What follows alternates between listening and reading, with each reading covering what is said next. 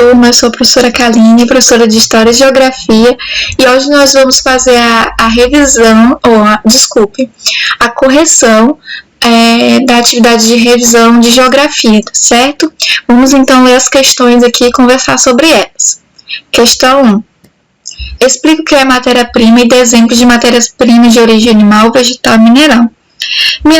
Matéria-prima são aqueles elementos dados pela natureza que são utilizados como base para fazer vários objetos que nós temos e usamos no nosso dia a dia.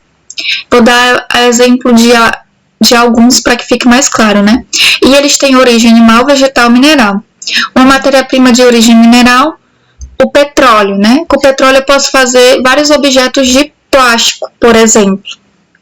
Uma matéria-prima de origem animal, podemos ter aí o leite, que pode ser utilizado para fazer alguns alimentos, como base para fazer alguns alimentos que nós ingerimos, que nós gostamos, né? E matéria-prima de origem vegetal, nós temos aí o exemplo de diversas plantas, tá? Em aula para vocês eu dei o exemplo da babosa, que é muito utilizada para fazer cosméticos, cremes para pele, shampoos, condicionadores e cremes para o cabelo, porque ela é muito hidratante. Também pode ser utilizada em alguns remédios para queimadura, porque ela ajuda a acalmar, né, a ardência da pele também, ok? Questão 2. Sobre a exploração mineral, marque a alternativa correta. A. Causa muitos prejuízos ao meio ambiente, pois no processo de sua extração, os minérios poluem rios, contaminam a fauna, a flora, o solo e geram muito rejeito, lama. B. A mineração não traz malefícios, apenas benefícios econômicos para os locais que as possuem. E C. A exploração de minérios pode trazer benefícios econômicos e também para a natureza, pois os locais pelos quais os minérios se espalham ficam mais propícios para o nascimento de plantas. Então, aqui, a opção correta é A, tá? A exploração mineral, ela pode trazer muitas coisas ruins para o meio ambiente. Quando eu vou tirar os minerais da terra, os minérios, eu preciso cavar. E isso vai gerar um rejeito, que é aquela terra que sobra, que ela vai estar em formato de lama. Primeiro que eu tenho que ter um local adequado para armazenar essa lama. Depois, que nesse processo de escavação, pode ser que pedaços desses minérios, eles se espalhem por cima do solo, pelas plantas, nos rios, são locais que eles não deveriam ser. E alguns desses minérios eles podem ser prejudiciais à natureza, tá?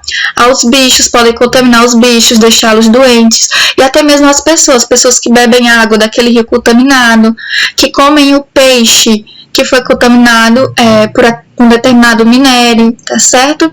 Então a gente tem muitos malefícios. Questão 3.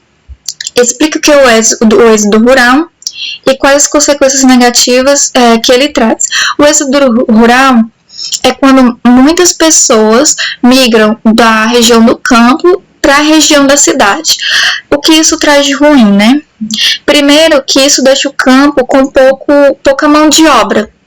E se eu tenho pouca mão de obra, eu planto menos, porque eu não tenho quem ajude ali no processo de plantação e de colheita.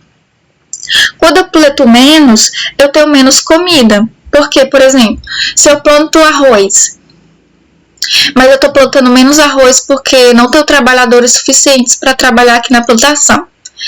Então, eu vou ter menos arroz para vender, certo? E com isso, o preço sobe. Eu tenho menos arroz, mas tem muita gente procurando, então ele fica mais caro. Então, as pessoas vão passar a ter dificuldade de encontrar alimento.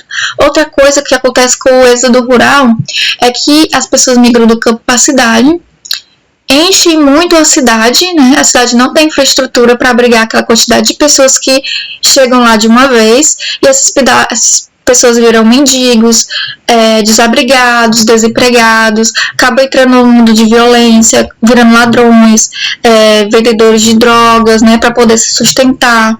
Pessoas que acabam morando em locais inapropriados, geralmente invadidos, locais que não tinham moradias antes porque não eram apropriados para isso, como encostas de morros ou leitos de rios, que podem causar acidente, como a gente vê de vez em quando no jornal, os deslizamentos de morro que acontecem e que soterram as casas. Isso porque aquelas casas não deveriam estar ali. Geralmente essas casas são construídas em locais de invasão, né? A questão 4. Lembre que discutimos em sala sobre os 3 tipos de agricultura: familiar, subsistência e comercial. Fale um pouco sobre cada uma delas, se preferir, faça uma pesquisa na internet. A agricultura familiar é aquela em que a família, os parentes, vão trabalhar na plantação, na manutenção, na colheita do gênero ali agrícola, tá?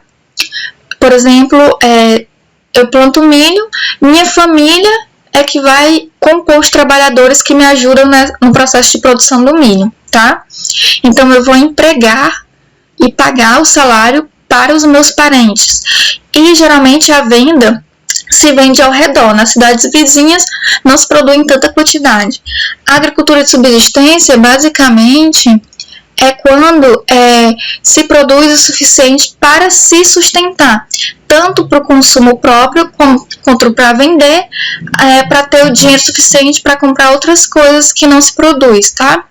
E a agricultura comercial é aquela de larga escala. Quando eu tenho um pedaço de terra muito grande, eu planto só um tipo de gênero alimentício, por exemplo, eu planto só arroz nesse pedaço de terra tão grande, então eu colho muito arroz, eu vendo muito arroz. E esse arroz geralmente ele vai para o mercado externo, ou seja, ele sai do Brasil para outros países, tá? Questão 5. Fale o que é urbanização e cite exemplos de locais no Brasil que são muito urbanizados e outros que são pouco urbanizados. Urbanização diz respeito ao ambiente de cidade, tá?